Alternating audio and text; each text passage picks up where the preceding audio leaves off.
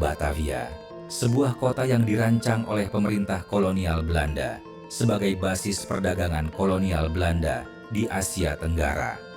Di Batavia dan sekitarnya Belanda membangun benteng pertahanan, salah satunya di sebelah barat Batavia, tepatnya di pinggiran muara sungai Cisadane ke arah laut.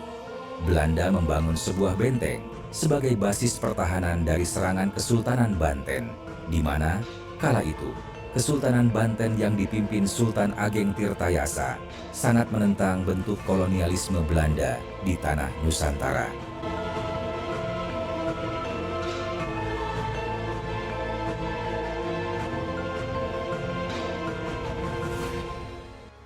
Siasat Belanda untuk menyingkirkan Sultan Ageng Tirtayasa diterapkan dengan politik adu domba, yang akhirnya Sultan Ageng Tirtayasa berhasil ditangkap Belanda pada tahun 1683 dan dipenjara di Batavia hingga akhir hayatnya.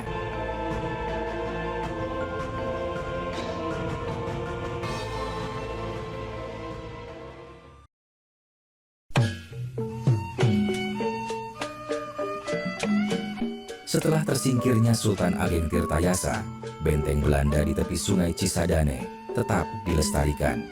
Daerah itu kemudian berkembang dan banyak didatangi oleh para pendatang dari negeri Tionghoa. Mereka juga membangun beberapa tempat tinggal dan tempat berdagang di tepi sungai Cisadan. Simbol benteng Belanda di tepi sungai Cisadan menjadi sebuah simbol di mana daerah itu dikenal dengan nama Kota Benteng, yang kini terletak di daerah Dadap, Tangerang. Sebagian pendatang juga menikah dengan penduduk asli hingga terjadi perpaduan budaya dengan etnis Tionghoa. Beberapa kuil atau klenteng Tionghoa juga dibangun. Salah satunya adalah kuil Boen Tek Bio.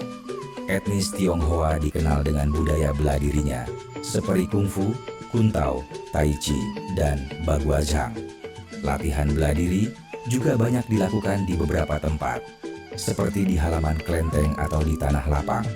Salah satu pukulan bela diri Tionghoa yang mematikan dikenal dengan pukulan mata burung fonik atau Phoenix Eye First Punch, yaitu pukulan yang populer di kalangan pendekar Shaolin Selatan, yaitu bentuk kepalan tangan di mana buku ibu jari ditonjolkan akan sangat mematikan, terutama apabila dihujamkan pada titik-titik lemah tubuh manusia.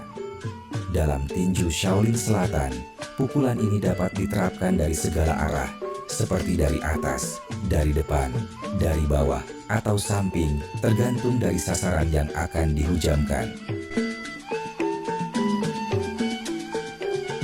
Di tanah benteng, tersebutlah juga seorang pendekar pribumi yang memiliki ilmu bela diri pencak silat. Pria itu lebih dikenal dengan nama Bangkari. Ada yang menyebut bahwa Bangkari adalah perantau yang berasal dari Sumatera dan berkolaborasi dengan etnis Tionghoa di tanah benteng Tangerang. Sedikit berbeda dengan pukulan Tionghoa yang banyak menghujam atau menusuk. Tinju Bangkari lebih mengarah ke depan dengan keras dan cepat dan berputar seperti merobek sasaran. Bangkari juga mempunyai sahabat yang bekerja sebagai penjual kuda binal di Batavia, di mana dia juga menguasai ilmu pencak silat dari tanah Sumatera, dan dia dikenal dengan nama Bang Madi.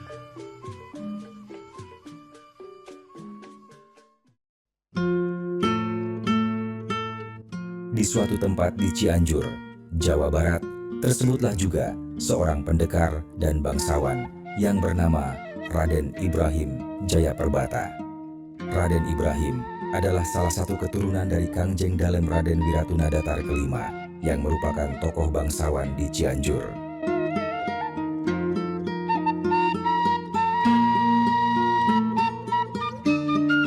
Sejak usia remaja, Raden Ibrahim telah mempelajari ilmu pencak silat dari kakak iparnya yang bernama Raden Ateng Alimudin.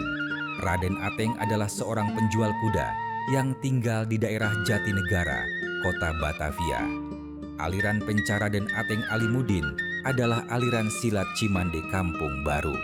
Setelah lama berguru dengan Raden Ateng, Raden Ibrahim disarankan untuk belajar penca dengan sahabat Raden Ateng yang bernama Bang Makruf. Bang Makruf adalah seorang guru pencak atau dikenal dengan istilah main pukul yang berasal dari Kampung Karet, Tanah Abang, Batavia.